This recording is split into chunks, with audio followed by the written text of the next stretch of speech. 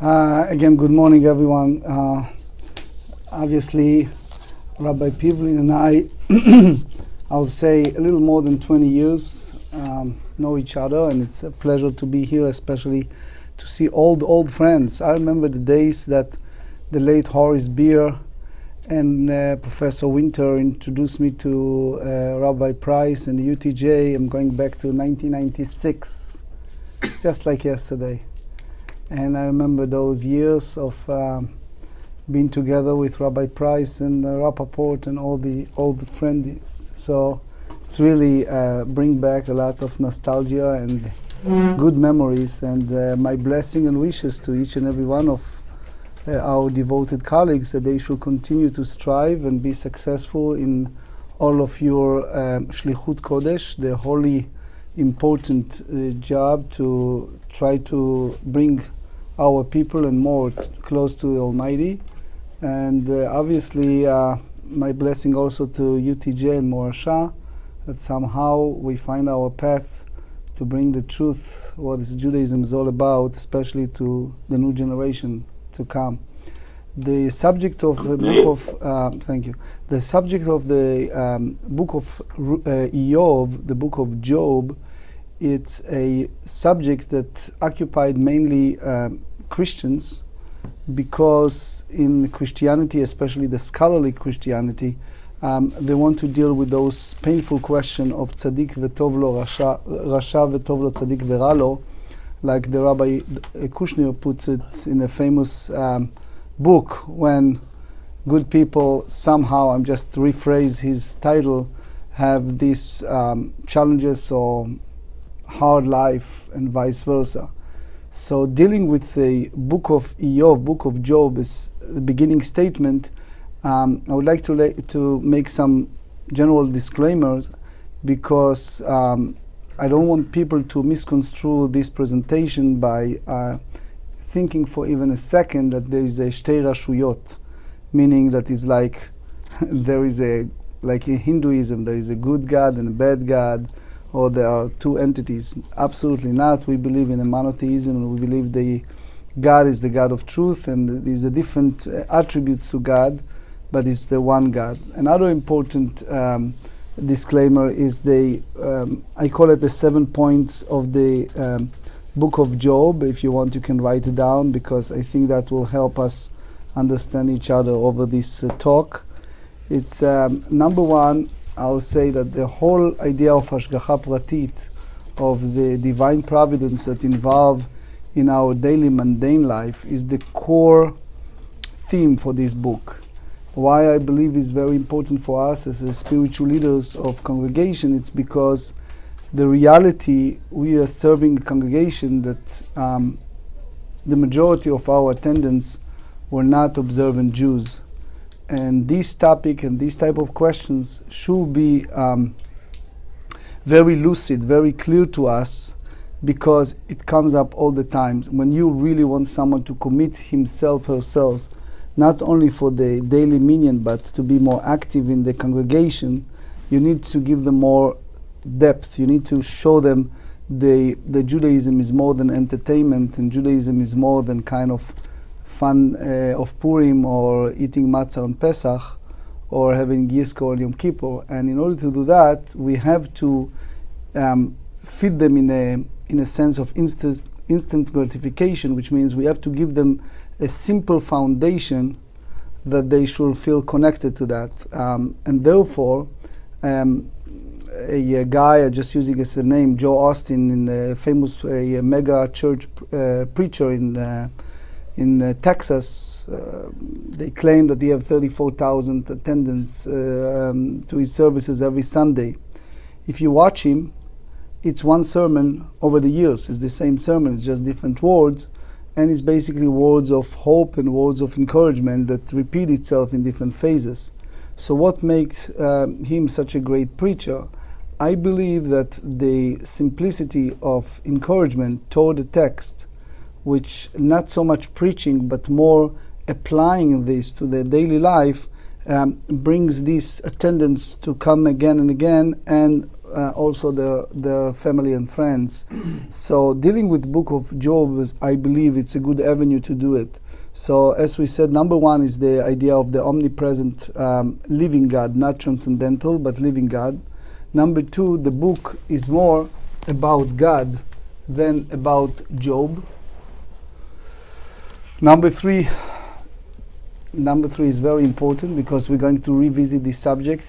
This is a common subject. I can speak for myself in 22 years on as a pulpit rabbi that this question come up all the time. Job has trials, but he is not on trials. Again, Job have trials and tribulations, but he is not on trial. That basically contradicted the mainstream ultra-orthodoxy that try to say that the whole book is about sachar va'onesh, about punishment and reward, stick and carrot. After searching a little bit, I don't think that that's the story. Number three, the book is more about God or God's wisdom than about justice. Again, the book is more about Hashem wisdom than about justice. Number five, unlike Buddhism, the book is not about suffering, but how to think and connect it with the omnipresent during the period of suffering. Number six, the book is more about trusting than about answers. Again, the book is more about trusting than about answers. And the last is the book is more about how to constitute righteousness than about why we are suffering. Sorry, could you repeat that last part? The book is more about how to constitute righteousness, how to be righteous, than about why we are suffering. More than why. So I would like to start with a common story that I'm sure happened to, if not all of you, many of you. We have a young man that one day traveled, when I was serving in Annapolis for about 15 years of my life. He traveled from relatively far away South Maryland, and he made appointment. He's Jewish by birth, never practiced Judaism, and he's a college student. He wants to talk to me. Somehow he either find my lectures on the internet, and he felt that. So anyway, he walked in my office and he asked me a question. The question was very, very intriguing. He said, "Rabbi, do you believe in hell? The Jews believe in hell." I said, "You traveled for an hour and a half to ask me this question." He said, "Yes, I have a local Chabad rabbi in my area. I went to ask him this question, and he didn't give me an answer. And I'm disturbed by that." A college student. Now, it's not just that question. You must probably have those questions all the time, not only when we are doing the life cycle events, when people lost their loved ones, or people facing all kind of challenges, or even beginning of life, but the whole concept of what happened after a person is no longer among the living is a common question that people ask. They want to know. So obviously we have literature, but for many people it's not sufficient. They want to know a clear answer, almost like Catholicism, to know it's existed and how it is. I hope after this talk we have some answer to those questions. I would like to share with you another story. When I began my job, I have a mother of a twin boys. They enter to our Hebrew school at a kind of advanced age. They are almost 10 years old, but somehow they know Hebrew. And about 3 years later, they're about to get their bar mitzvahs. And very naturally, the mother came and asked me that question, which is, we're getting bar mitzvah, the boy's doing well, they're about to do the little maftir and the haftarah. We chose like 2 different haftorahs, and we make a big ceremony. But when I was pregnant with these 2 boys, my husband just driving his car and some crazy drunk driver hits him, and he was in a hospital, and eventually he passed away. And it's a time for my boys to have a bar mitzvah ceremony, and I really struggle with the question that next year they need to say Kaddish and they need to come to Yizkor services, but they never met their father. And if you can talk to them about it and see in which way you'll be able to have them kind of living with those thoughts in peace while they're asking those questions. You expect me to say Kaddish, especially say a teenager or young man, while I never met my father. The only thing I know it's stories that my mother or grandmother tells me about him. So the problem, as I said earlier, with Joe Austin or Christian preachers like that, they try to teach us that it's always punishment and reward. It's like, oh, you'll be a great Christian, God is going to grant you prosperity. You'll be a great person, then you're going to have all kind of great life and great miracles. We know, at least I can speak of myself, that it's not true. It's not necessarily that the person walking the shul with a laundry list and said, okay, guy, I'm here, and now I have a request to God, right? What's the requests? I gave up sports this morning, and I gave up my exercise or whatever it is. I'm here at a minyan, so therefore I want my stocks to go higher, I want my real estate to go higher and more. It's not the way that God operates, as we all know. So you take a case like a book of Eov, the book of Job, and you ask yourself, so what is it? What's the story all about? How exactly it works? As we said, that the righteousness, or to be righteous, it's one path. But if you are here to, in a sense, you're thinking that after this talk, you're going to understand the concept of suffering, or you're going to comprehend God's way of treating certain cases, you're destined to, in a way, to bound to be disappointed, because that's not what the story is all about. As we said, it's more about God's wisdom, or what motivates people to be righteous, because suffering is simply the way righteousness is tested. There is to discover if Job righteousness is real or not, and that's basically the call. It's not so much the protagonist, is more they understand the concept. So we're not going to get an answer why am I or why he or she is suffering, except we find out, am I truly righteous? And that's the key point here. Does my righteousness stand in a test of suffering? So what happened is, we have, which we call Sifrut HaChochmah, and we have this literature of Mishlei, Kohelet, and Eov, that the rabbis tells us that they're all interconnected. Since it's connected to Jewish mysticism, so obviously I'm going to use the Sifrut Eichalot, Merkava, Zohar, that find a very strong correlation between the Proverbs, Ecclesiastic, and Job. In the book of Mishlei, the book of Proverbs is like the great God, the God of justice, and he's going to reward the righteous, and he's going to punish the evil, and it's look very rosy. Then you read the Kohelet, and you realize that King Solomon challenged a lot of things that happen in the world. Some of them he called vanity, others he called something that he feel that that's God's inscrutable will. And then we go to a book of Eov, and all of a sudden you have a person that, when it's all said and done, later on he start almost antagonizing God, is challenging God. And I think that very good example to comprehend Eov is to think why our sages decided to have in our Shmoneh Esrei, in our Midah, Baruch Ata Hashem Magen Avraham.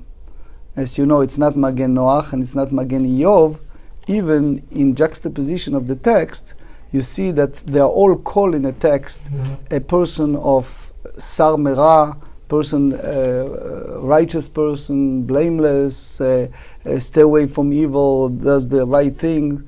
Yet the Rabbi tells us in Pirkei Avot that you cannot compare the trials and tribulation and the way that Abraham and Sarah overcome those tremendous challenges versus Noah and Iyov. And in a very short, soon you see how they quote-unquote blaming Noah or blaming Iyov for not doing what they expect to do, which is they are not doing evil, yet they're not doing outreach. They're not going out of the way to help the world to be at a better place. They're not going out of the way to do something extraordinary for the world, especially at the time that God granted the capability to do something. That's basically the literature that speaks both in Masechet Brachot and in the Rambam in Moreh Nevuchim, in the Guide for the Perplexed, why Iyov in our somehow literature we don't find. You find a statement from Bilam, Matovu Olecha Yaakov. You find a Torah portion of Balak, but you don't find any literature that applies to his name solely.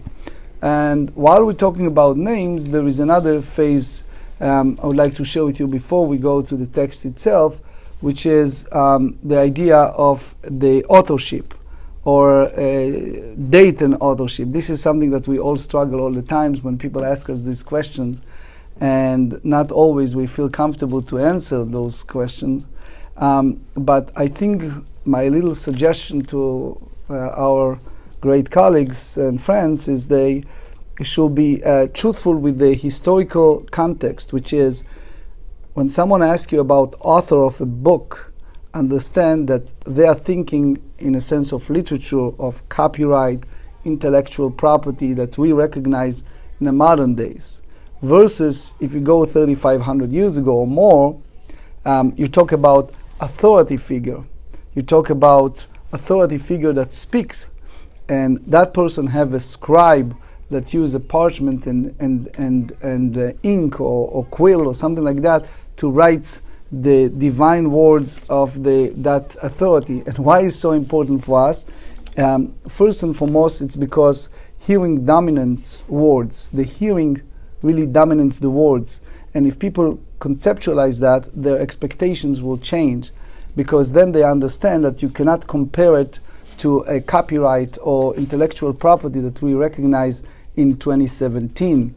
And because it was this ancient time that the figure of authority speaks, and which people believe it's the divine words, and someone else put it in parchment, and that's the way it conveyed to us. Therefore, you cannot by any means juxtapose the setup and the mindset that we see today. And with that, we go to the Gemara in Bava Batra, Vav, page 15. The Gemara have a discussion who is the real author of the book of Iyov. So obviously there is one view that it's Moshe Rabbeinu. We all know 2 Jews, 5 opinions. So you have Moshe Rabbeinu is one view that he wrote the book of Iyov. Soon you see why. Here's another view that it was written at the time of Moshe Rabbeinu, at the era of the Meraglim, at the era of the spies. There is a common view, Christian adopted that view a lot, which is the mashal, the idea that it never existed, it wasn't such a figure, it was only some type of metaphor or allegory that applies to something that we should convey to people. Or the most common Israeli scholarship to these modern days, that they hold that it happens but he wasn't Jewish. I think a good example is Amos Chacham. As I assume we know that Amos Chacham was not only Chidon Tanakh, but Amos Chacham was the authority when it's come to kind of traditional but pseudo-critical biblical text, not from Buber or non-observant scholarship, but as a kind of modern frum Jew who also have a very critical ear and eyes to the text.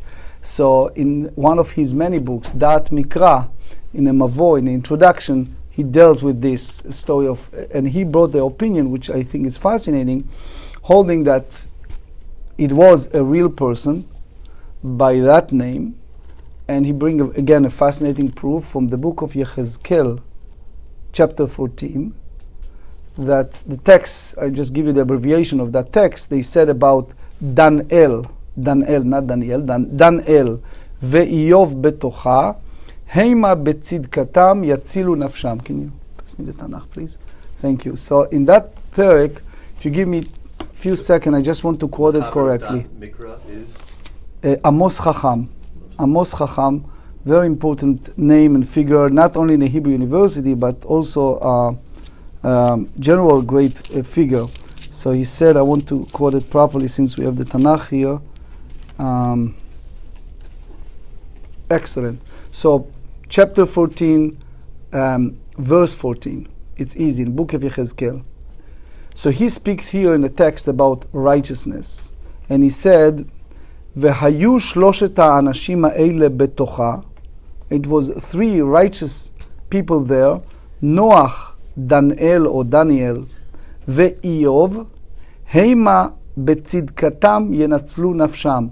Them, because of their righteousness, either their soul save or their generation save, or depend how you interpret it. But the key here, according to Amos Chacham, he's not selected as individual in the Tanakh. This is a different book in the canon. This is a different text that speaks about general topic of a righteous people who are well known in their righteousness that are not part of Am Yisrael. Neither Noach, at least Dan'el, he argued that is not the Daniel we recognize. So he brings, I'll just give you the vignette, the abbreviation of that. He brings a Sifrut Knaanit Kduma, which is Canaanite papyrus or old Canaanite literature that he brought. Is called Michtavei Ulgari. And over there he talk about suffering of Noach, suffering of Dan'el, suffering of Iyov, which all three in that sense is a well-known biblical character. So according to Amos Chacham, is a person that lived at the time of the Avot, at the time of Avraham Avinu, and the same way he holds that we have Malki Tzedek, that is expression of righteousness, is all those characters are very different than everyone else because they have emunah by yichud, they have the monotheism belief, and therefore we have here old ancient story, and you develop a more learning or more teaching from that story. So it means, according to him, that it's the I'm just quoting his Hebrew text. He said, "Hasipur amiti, aval misaviv yesh pituach shel diyun batzedek haeloki," which means you have the kind of structure of true story, but around that story you have a serious theological, philosophical discussion of God's attribute or God Hanagat Olam, or righteousness of God or justice of God. Even Kasuto and others hold that it's an ancient story and the Judaism somehow developed, very similar to Rabbi Yehuda Halevi in the Kuzari. Some said it's true, some it's not, but it makes no difference as long as you have the character. Now, the Rambam in Moreh Nevuchim, you can look, Moreh Nevuchim Chelek Gimel, Prakim Kav Gimel Vekav Dalet. This is very fascinating because the Rambam did not spend much time dealing with Iyov, but in his short statement, he included a lot of leading to us. So the Rambam said, as we all know, he followed Aristotelian teaching, in Chelek Gimel, he said that when the text said at the very beginning that he was a Sar Merah, etc., he differentiated between Sar Merah and Oseh Tov. Meaning, according to the Rambam, by the mere fact he didn't steal anything from anyone, he was an honest person, it's not sufficient to be granted or to live a certain life or even to be in part of God's world. Because the same way as Heschel and others said to us that God in the search of man or God in search of partnership with a person, the same way is here, Iyov he is doing what nice things with his family, but the Rambam call it Sar Merah Avalo Oseh Tov, which means he, according to him, is the whole book is to wake up the heart to do good. So the teshuvah that applies to Eov is to make him, by the end of the book, a person of not only sar merah, but ish oseh tov, that person that does good. And you see that not only the Rambam. The fascinating fact is you see this correlation between the Rambam and the Zohar. They both go the same way. That in a sense, Eov have yerida ba'emunah, he have kind of descendancy for his faith of Hashgacha Pratit, of the divine providence that involved in his happening in life. And therefore, he needs to go to a certain trials to recognize himself and go out of his way to be oseh tov. So in that sense, you see almost two different schools of thought. We all know the Thomas Aquinas, the idea that God created everything as a God who is a total transcendental, but in that sense God is up there, is bashamayim imal, is up there but is not involved with daily mundane life, versus the pantheism, the Neoplatonic belief that we hold, at least in the traditional Judaism, which adopted by not only Christians but also in Sufism in Islam, the concept of pantheism, which is God is not bashamayim imal only, bala aretz mitachat, that is also God that involved in every small thing that happened in our lives, and in that sense, anthropomorphically, in our human language, is like he knows what's going on and he understands what's going on. So the whole concept of Yisurim, the challenges, the trials, is in order for him not only to wake up, but also to get close to his goal of life. So the Kabbalistic literature or the Hasidic literature, they call it Hamtakat Hadinim. Hamtakat Hadinim meaning to sweeten the judgment. In a sense, if you're accepting God's inscrutable will and you live with a level of faith, even you went through Auschwitz or even you went through tremendous challenges, that's basically the application of Eov to our lives. I would like to go to the text a little bit because I have more, 25 minutes? All right, so let's go to the text a little bit. I argue that in A, they put in an English translation that Job is tested. I respectfully disagree because, as we said earlier, it's not about Job on trials. He's not on trials, he have trials. So in the land of Uz, what does that mean, the land of Uz? So obviously it's not from Eretz Israel, it's the land of Uz. So if you look at Sefer Bereshit, Perek Yud in chapter 10, we have in a text the Aram Naharaim. Aram Naharaim, is the Torah said Uz ben Aram, Uz ben Nachor. So it means that it's somehow in a desert between Syria and Iraq. So most of the researchers, both Jewish and non-Jewish, both observant and non-observant, hold that it was Mizrach le'Eretz Israel, that it was in the eastern part of Eretz Israel, somehow in the Syrian desert. Either it was the land of called Bashan or Eretz Kedem, but it was among the Aramean area. And why it's so important for us? Since we hold this notion of the traditional Judaism that it was a non-Jewish character that portrayed and is a story that happened, you can say that it was exaggeration or changes or somehow make the protagonist more fascinating, but the concept is it is a person. We're talking about a person. So therefore the land of Uz, there live a man whose name is Job. The man was blameless and upright. He feared God and shunned evil. He had 7 sons and 3 daughters. It's a long description of his great prosperity and family. And here is again the Rambam in the Moreh Nevuchim. The Rambam tells us that it's the scripture, as you know, is very prudent in words. And since you have these strong, long elaborations, it has to be a meaning. So according to his view, and you see the Malbim and other traditional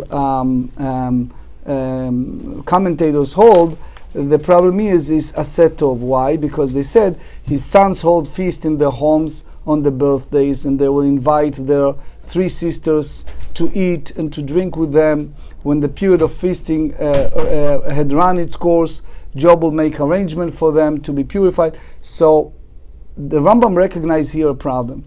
The real problem is that it's almost like saying a selfish billionaires have a parties.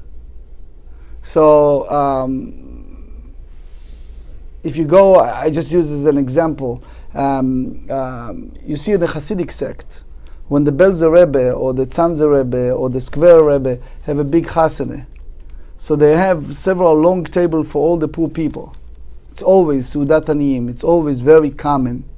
Because what happened is when it's come to highest moment of our lives, when we break the glass under the chuppah and we expresses our highest happy moments of building Jewish home, we remember the destruction of the Beit HaMikdash, we remember the poverty, we remember our brethren. And here you describe a guy that he is sar merah, meaning he was honest in business. Yet you don't see him, that's the Rambam's view. Now why I'm saying it with kind of very hesitation, it's because we said earlier the way that they talk between Satan, between the Satan and God, is like it's not necessarily that he committed a sin. And that's another important point for us to understand. Rambam tried to lead us somehow that he kind of disappointment to God. Right. It's like saying, okay, you are among the people who are well-to-do. As the Gemara said, is a discussion, what is better, to be rich or to be poor? So, as we all know, the Gemara said to us that it's the test of the rich is much harder than the poor, because you have those temptations to live in a lavish life, and you forget the needs. You just write some checks sometimes, but you don't really involve with a tzedek and chesed. You don't go out of your way to help. So you read here, for example, you see in the pasuk, in the translation of sentence 4, they said, his sons used to hold a feast in their homes on the birthday, and will invite whom? The three sisters to eat and drink with them. So why? Why is that? And then you see the reaction. You see that when a period of feasting had run its course, Job, that the text called him blameless, upright, fear God, they said that Job will make an arrangement for them to be purified. Early in the morning, he will sacrifice a burnt offering for each of them, thinking, perhaps my children have sinned and cursed God in their hearts. So this is his custom. What? Blameless but not beneficent. Exactly. Thank you. He doesn't anger God. Right. He disappoints God. Right. Because the Maharal explains that since we are in so many ways partner with God, and Rav Soloveitchik explained in Halachic Man that this duality, this partnership is crucial for our survival, for our existence. So therefore, what are you doing by bringing a burnt offering? Like Yeshayahu said before Tisha B'Av, we read that text. Mali rov zivchechem yomar Hashem. Why do I need this burnt offering? And then especially this kind of guilt feeling, he says, perhaps my children have sinned and cursed God in their hearts. What does that mean? Sin of being arrogant, feel that you control the world because you have your wealth, versus doing something for the community, doing something for others, spread whatever it's more than you need to the world.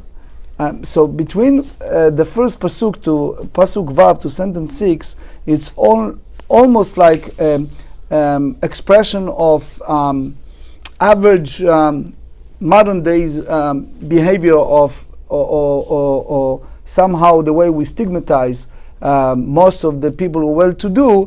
There is a consensus among many that they do not do what is right, which means they don't pass the test of being wealthy, yet they're not men of God, they're not people who does what the expectation from them. From the sentence 6 and onward, it's a total changing of a attitude. We move from Olam Hazeh to Olam HaElyon, from this world to understand what's said in Yiddish, was tut sich dorten, what happened up there. So when from text that's just speaking about mundane world of Eob and his son and his behavior, here he said one day the angels came to present themselves before God, and Satan also came among them. This again opposed Christianity attitude. We know that the Gemara tells us that Satan is Malach HaMavet and is the Yetzer Hara and is the Sitra Achra, and all this is all the conclusion of the Gemara. It's all one entity, but the text tells us that it's also God's creation, and it also has a purpose. So therefore, Judaism said we're not fighting against enemies. The Satan is not in that sense the enemies. He's also God's creature who has a certain job to wake the heart and to do something that we embetter ourselves and embetter the world. So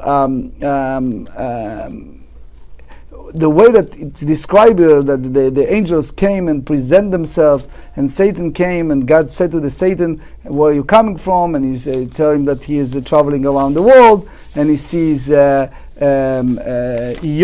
and God said to him, look, I'll just give you the paraphrase of the word. He said, you consider my servant Eob, and again he's repeat the same sentence, blameless, upright, fear God, shun evil. And here's the challenges of the Satans. He asks questions like, does Job fear God for nothing? Have you not put a hedge around him, the household, everything he has? So this is a serious question. The question is, he serve you because of convenience? He serve you because of the circumstantial everyday life, or it's because of a real act of righteousness? So, where is this text from? My president made copies of the English part, so you can use the Hebrew. I don't know where he took it from. I asked him to make a copy of English. So we don't know where the translation comes from? Don't depend on this translation. Well, we are, though. So use the Hebrew. Right now, I understand that. I mean, we have a detox. so we don't know where it's Oh, from. we have. Don't know who the So use this. Use the Hebrew. Why I'm saying that is because Rabbi Pivlin called me last night and he asked me to have some copies. So I ran to my president and he went and he made copies. I'm not responsible. But anyway, you can go by the Hebrew part. 1:1. The Hebrew part is the key point. I understand that. I understand the translation. I'm asking where it's from, the translation. Who's doing it? The Hebrew part, I stick with the Hebrews. That's the easiest way. Whatever it is he's saying. Don't So anyway, but the key is the Satan is basically is not totally oppose the existence of Job. In that sense, again, since it's an attribute of God, and we are speaking in anthropomorphic language, so obviously it's kind of in our simple language, Kivyachol, God said to himself, let's see if that's real. Is that real act of righteousness? So when you hear people said, this person is Chassid, this person is Tzaddik, this person is great, you have to ask yourself, in that sense, is that real righteousness or not? Because, as we said, that the test of righteousness is when a person is like Viktor Frankl, right? Viktor Frankl, the famous psychotherapist that have man search for meaning. That despite the Holocaust, the camp, and all the tremendous crisis that he faced, he was able to withstand that and believe and see the meaning. Even the circumstantial situation was not the great. So in that sense, here the Satan asks a question of emunah, of faith. You're going to tell me that he have all of that because he really believe you? But let's see. Ulam shlach yadcha. If you stand your hand, God, and check what happened, then it happens that he's going to curse you, and use the word yivarechecha in a kind of euphemistic way. It's interesting how the words shlach yadcha, meaning proactive. The same with Avraham. Because otherwise, you leave me alone, I leave you alone. I'm leading a blameless, perfect, and sterile life. But shlach yadcha, for which the only response I would think is that maybe he could do asay tov. Right, rather than right, just, right. be protected from any kind of quote-unquote intervention. And that's one of So the Satan is challenging Hashem, Kaviyachal, in terms of, well, do something proactive. right. And see So the it's response almost there. saying, since we know that is not Shtei Rashuyot, is the same one. So it's like in our simple language, is like in our language, like God wants to prove Himself. So the fact that He was granted again everything is a point of dispute. Is that a reward, or is just because that's the way God runs the world? It's not Shtei Rishiyot, but it helps explain Yotzer Or Uvore Choshech, and Uvore Choshech being retranslated from Borera. Borera. Right. So all of that. I remember makes the late sense. Horace Beer used to come to me with this question all the times. How come they said Uborera and the Siddur it's written Borei Choshech? Right. So Because we were. We Boret Hakol. I'm sorry. That's the point. Boret Turn it Hakol. into Yotzer Or a- Uvore I'm sorry. Choshech, Yeah, Boret Yotzer Hakol. Yes. Uvore Et Hakol. But originally it was Borei Tara. Borera. Yes. Right, that's in the So Yes. Yeshayahu. Yeshayahu. Yes. we Yes. had to retranslate or politically correct, the text because of the question of Shtei Rishiyot, Yes. which the average person, I guess including myself, would lead us to believe Shtei Rishiyot, Well, rather that's than what they Hashem actually creating as part of, the Satan. No, but the change of the wording, though, doesn't change anything theologically, Right. really. Well, I mean, it's more. it makes it more amenable. I mean, if you No, say it someone softens passed the away que- it instead of he softens- died, it doesn't mean that there's a substantial No, change. but in it itself. softens. It It softens softens the Yeah, the all right. distinction that would be which would be would be hard what for we'd us be to asking accept. about. My Right. 2 cents It is does everything. You can just there is a book written by Professor Peter Scheffer. He was from Berlin, and he was one of the leading scholars in the Hebrew University of Yerushalayim about God's pleroma. As you know, in the Greek methodology, there is a God and there is a pleroma. It's a lot of entities around God. So he, based on the Sifrut Eichalot and Merkava, the whole concept of Yechezkel, the chariot and the Vaofanim, V'chayot HaKodesh, all those entities, is basically build some type of internal dialogue. Is almost like you talking to yourself over certain actions that you're about to do or you are doing, and you struggle with yourself, like Shakespeare, to do or not to do, if it's just the right way or not the right way. So in that sense, he holds that that's the story of Book of Iyov, that it's almost like, if I may say, it's like God challenge himself and his decisions, and his counseling with his pleroma is almost like you struggle with Well, your there is explicit testimony. Hamechasani yeah. So here, why we said at the beginning that this is like more mystical part of the Book of Iyov, because there is a section both in Sefer HaBahir, which is the early Kabbalistic literature, and you see it also in the Zohar, that there is a correlation between the heavenly sphere, the heavenly world, and our world. Example that we can relate to our congregants is by the end of the Kaddish, we're stepping backward, and we are turning to one way to the left and then to the right, and we said, Oshe Shalom Bimromav, Hu Berachamav Yaseh Shalom Aleinu. So the question that Sefer HaBahir asks, you see it also in the Heichalot, is what does that mean when you're saying Oseh Shalom Bimromav, that God makes peace in heaven? And in that literature, they try to say that there is a different level of angels that if you pass certain trials, you have a better comprehension, and you could go higher and higher in that levels.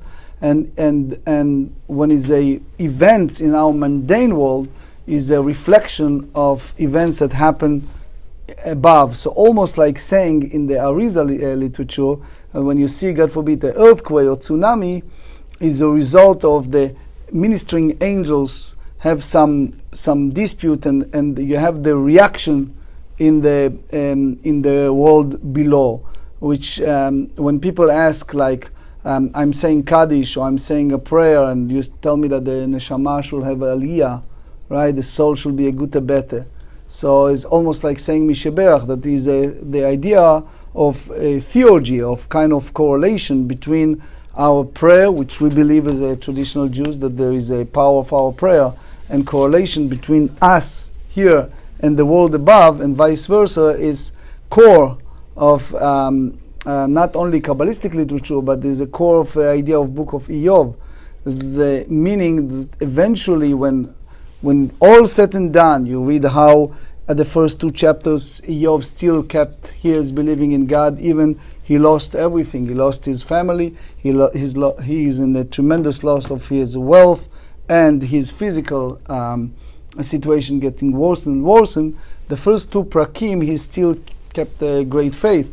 Then once his friends came in, which again is a big struggle, because number one, he asked if this is a real friend, how they try to blame him for anything and to find something he did wrong, which you see a lot in all the world religion, that they always try to tell you that you lost your business, or you lost your spouse, or you lost something because you committed a terrible sin, etc.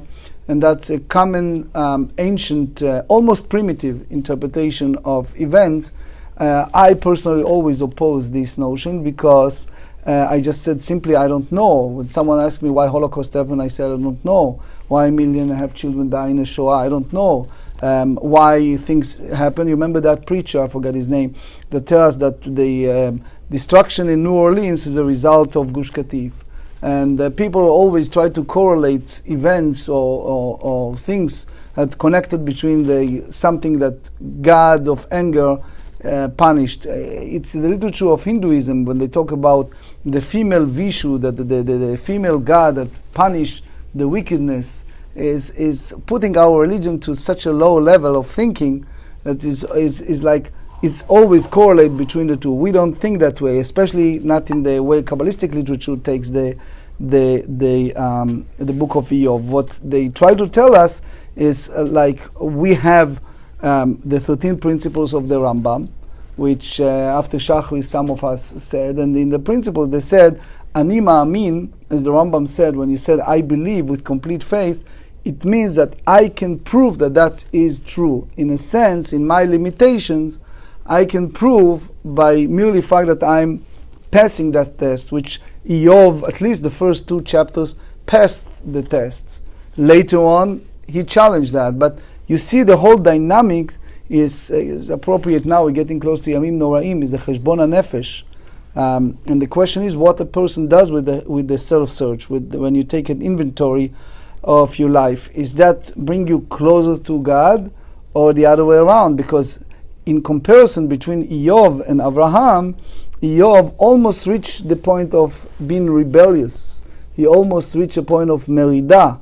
Moshe Rabbeinu said, "El emunah ve'ein avel," that God does everything in justice.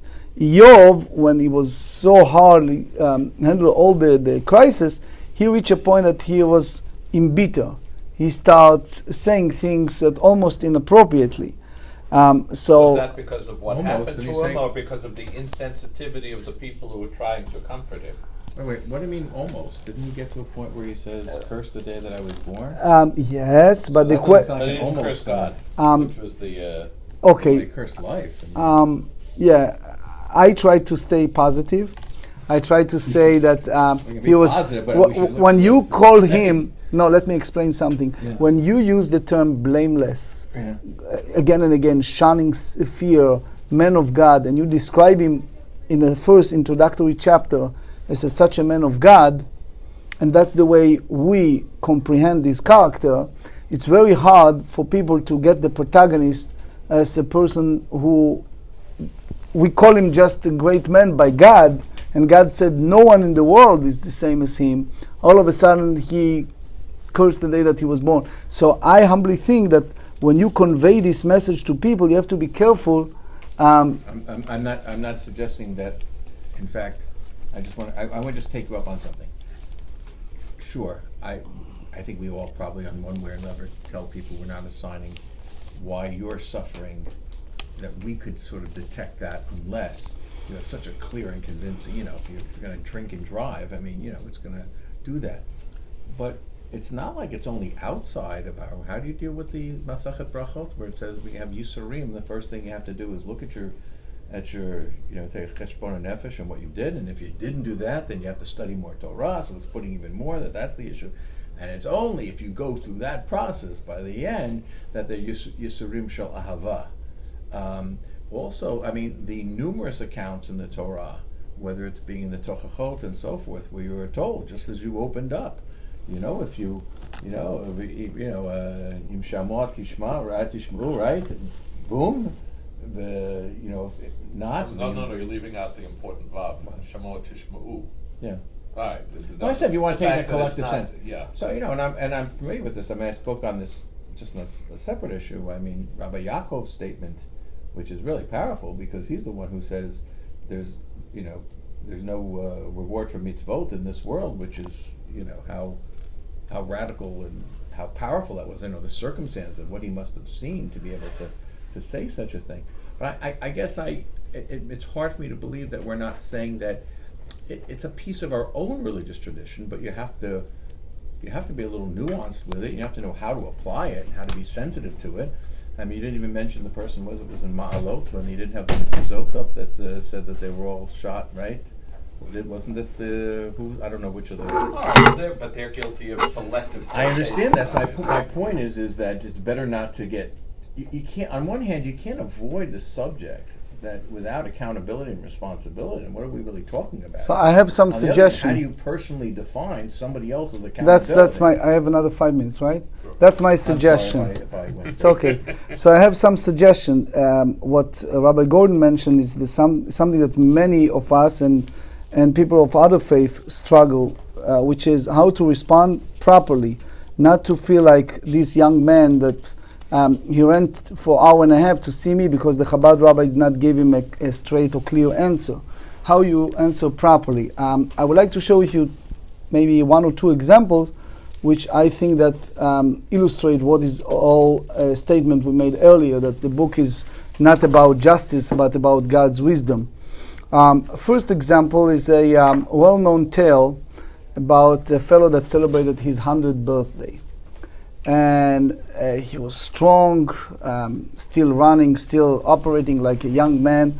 And one of the women doing the cocktail turned to him and she said to him, "Can you tell us the secret? What makes you 100 years of age look so beautiful, smiling, running, doing all these activities?" And he looked at her and he said, "It's simple. When I was 25, I have a lot of questions. And I struggle with understanding life, understanding God, understanding everything going on. And one day I was so kind of, that I almost demand that God will come and explain to me. And that night, I fall asleep and the angel of death came. And he said, you come with me and I promise you, you have the answers for all your questions. And I wake up, and since that day, I have no more question whatsoever. So I think that's the point I try to convey to you is, it's hard for people to get this point, but this is something a little more advanced. The idea is we're living in society of instant gratification and instant answer. And the truth of the matter is, if you can live your life in this short life with some questions that not resolve, according to Soloveitchik and many others, is a healthy life. Soloveitchik hold that even you have this dynamic between homo-religiousness and being conforming, and you still struggle with these two entities all your life, you are a healthy halachic man. So by saying I'm 100 years of age and I still have questions and I don't seek to answer all my questions and I can live with peace and serve and do what I have to do, even there are a lot of questions left, that's the beauty of being righteousness within the concept of Iyov. Another story I would like to conclude is the story of the late great Professor Yeshayahu Leibovitz, may he rest in peace.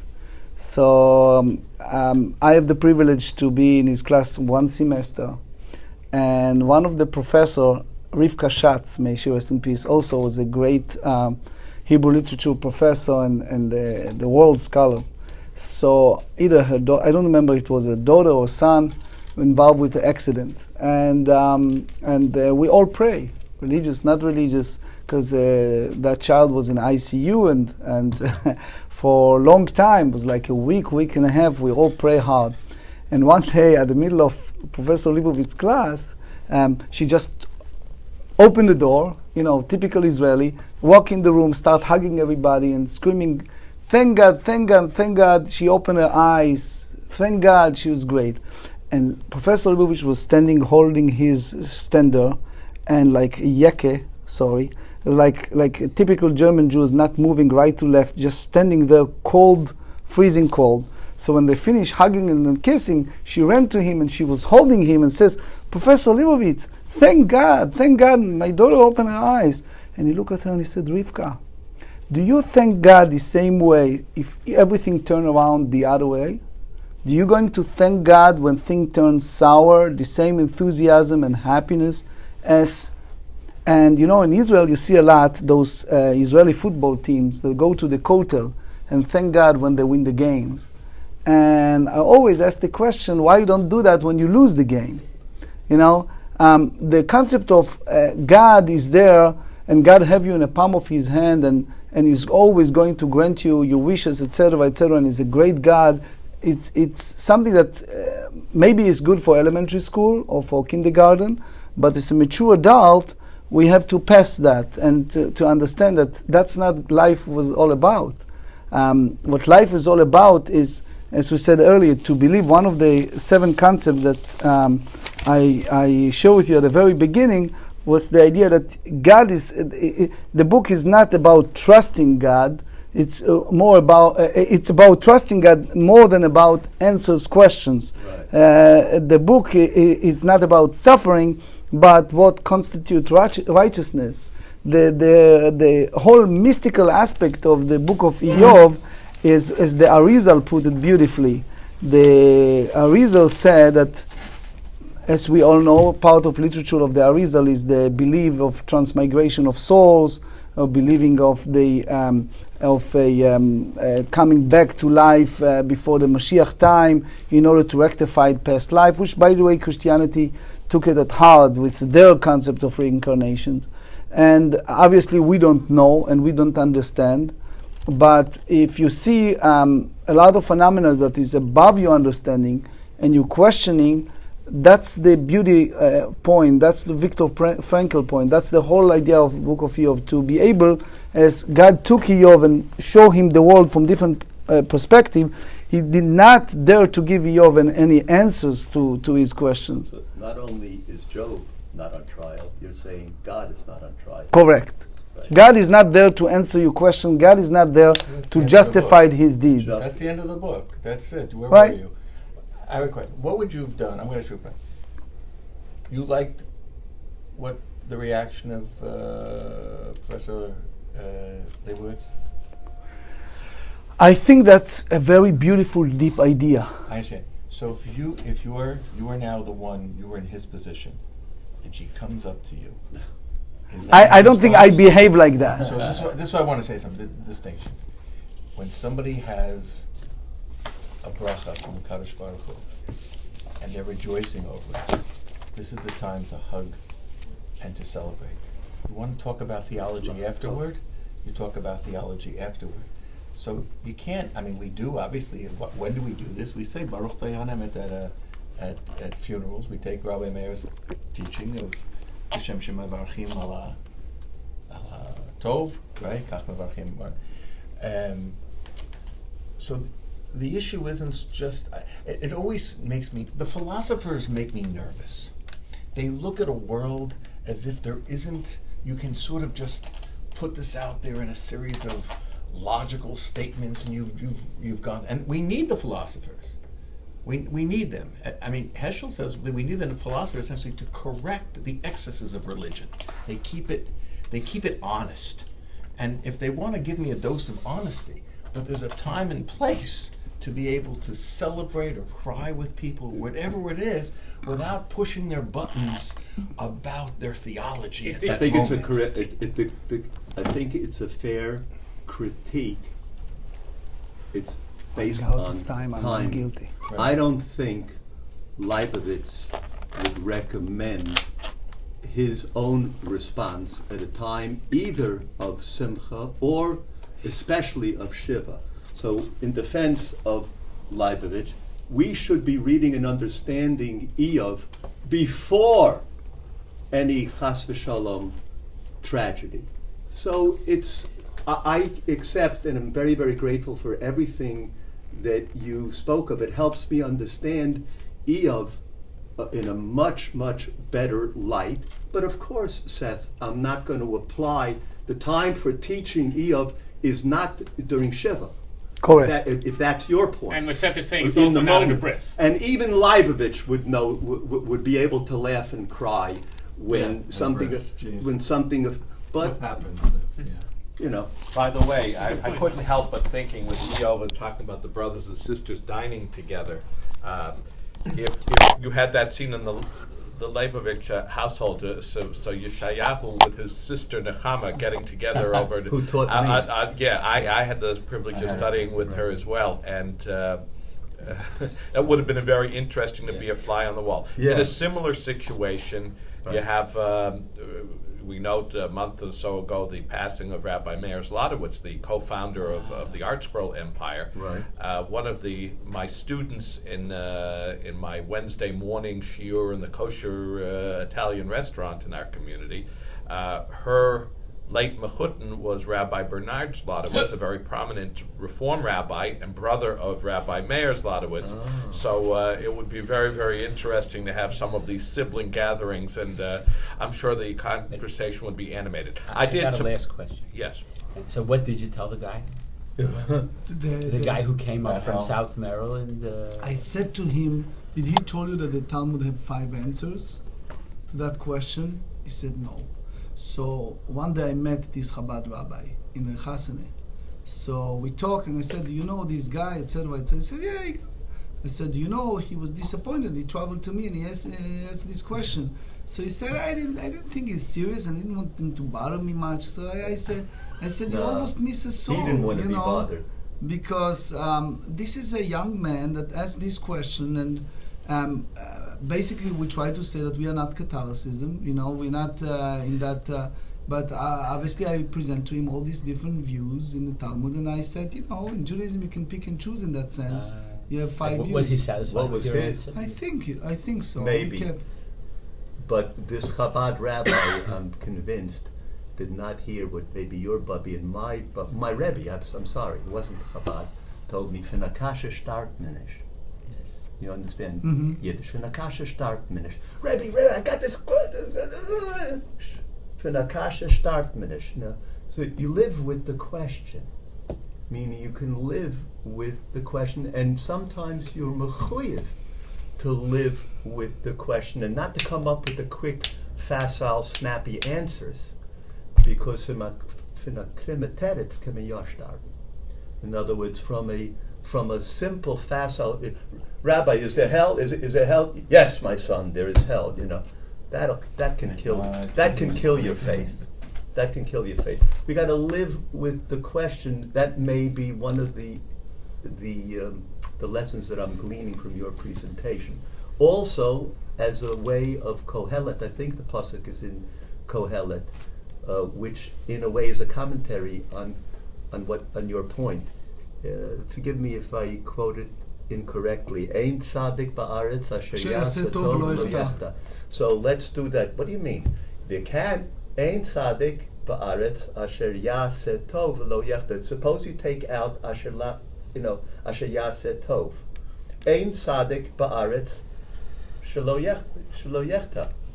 But actually, it's possible. It's possible that you can be a tzaddik without sin, unless you can live a blameless life. You can live a blameless life.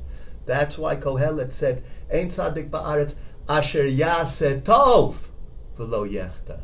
Because when you do good, when you go beyond blameless, there's always the risk, and indeed the 100%, not just probability, the certitude that you will make a mistake, that you will actually sin, but you won't go to hell. That's a good answer. Ein tzaddik ba'aretz asher yaseh tov. In other words, now you can also be a tzaddik.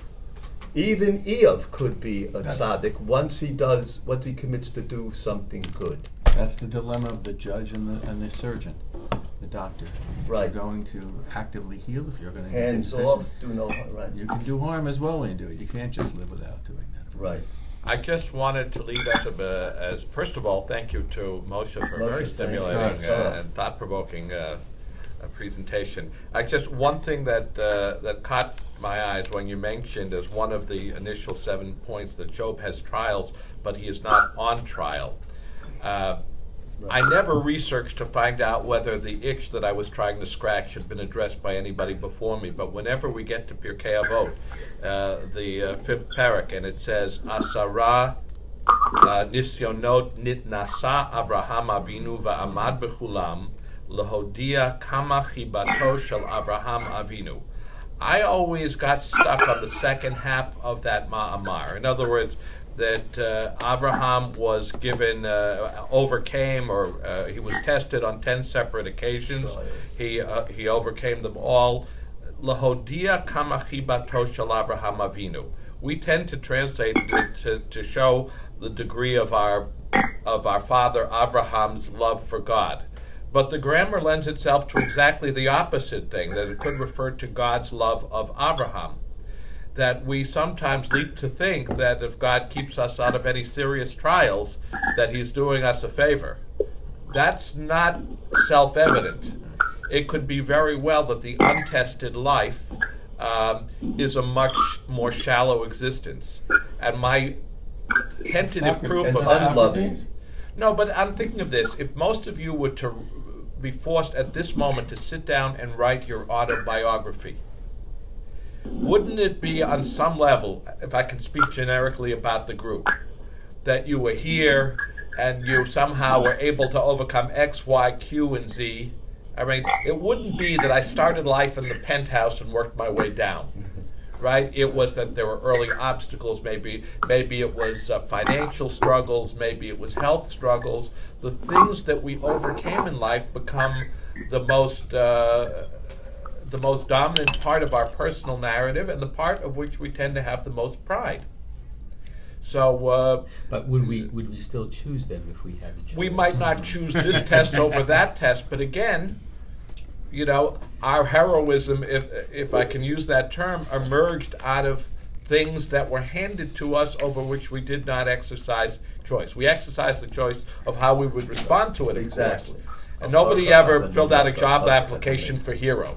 Would be, but sometimes, there was a burning building, we jumped into it and pulled somebody out of it, and all of a sudden, if we had been given 5 minutes to think about it, we might have chickened out, but we acted on instinct and did the right thing. So anyhow, that's the number, and just wanted to mention as a bibliographic note that, of course, Rav Halivni wrote a very, very touching essay that was in that Yad Vashem volume, on HaShoah v'Hatfilah, I believe it is. He was responding to a prominent rabbinic figure, best left unnamed, who ascribed the punishment of the Shoah to people for sins that they may have committed in a previous Gilgul, and Rav Halivni would have none of this. And his the whole thrust of his essay was that the Holocaust was not a result of the sins of any individual, and I remember he said it was written once in Tanakh, and it was a second time in Mishnah, and a third time in the Gemara, that it was not a reward and punishment kind of a situation. So that has been translated into English in Judaism Magazine and can be accessed online. And if anybody wants that reference, I'll be glad on to download the link. The title will come up with Holocaust and Prayer, I believe it is. Okay. It was on the volume that had to do with the Wolfsburg Machzor, the labor camp where they were allowed to organize for Yamim Noraim, and so they tapped a Satmar Chassid to be their Shliach Tzibor. The Satmar Chassid knew, of course, that you can't lead the davening Ba'al Peh, but no Machzorim, obviously, in Wolfsburg, so he bartered his meager food rations for the discarded cement bags that were being used, and from memory wrote out the text of the davening on the cement bags and made a machzor from which he davened for many, many years after, and eventually donated this machzor to Yad Vashem. But the reason why Rav Halivni was contributing to it was because he was in that minyan in Wolfsburg in 1944 for Yamim Noraim as a teenager. And the title of the article is "Prayer in the Shoah." Right, and who was it? It's translated by somebody at the University of Virginia. Forgot his name. It will I can't find on Google. It will come to me sooner or later, probably later as my luck tends to run. Right. All right. Yishar kochacha to Moshe. Yeah, sure. Do you want to take a 2-minute